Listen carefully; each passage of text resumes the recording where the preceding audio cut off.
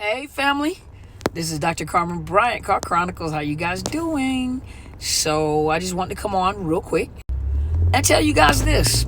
This is just encouragement for those of you that have been in a narcissistic relationship, but not necessarily narcissistic relationship, any kind of toxic relationship, to include family, friends, children, because children will abuse their families too, where they abuse their parents. But the thing about it is that when you accept just anything, if you accept anything, change will never come.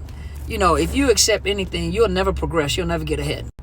What I'm saying is that you got to have some standards. You got to put up some boundaries. You have to tell yourself, and I just did the live on Sunday saying the same thing, but it was just on my mind. I just felt like I needed to say this again.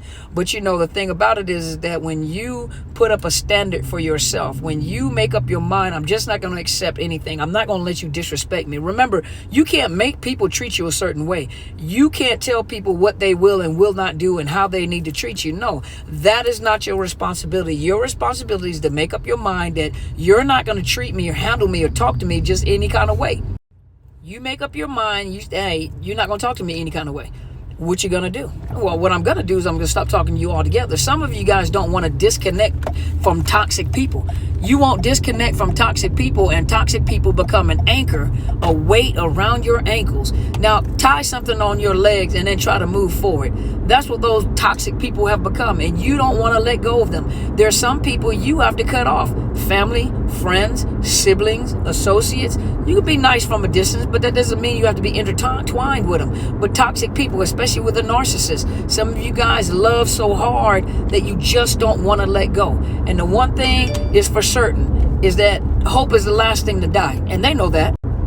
Hope is the last thing to go. You always hope. Every day you hope, maybe this time, maybe this time, maybe this time.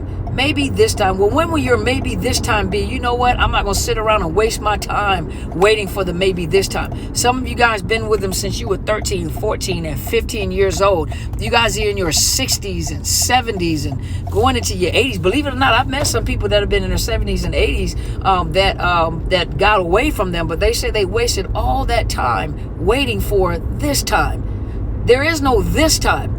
And what you see is not real. What you see with the new supply is not real. And that new supply eventually is going to be thinking the same way as you are when that mask falls off and they see really who they are connected to.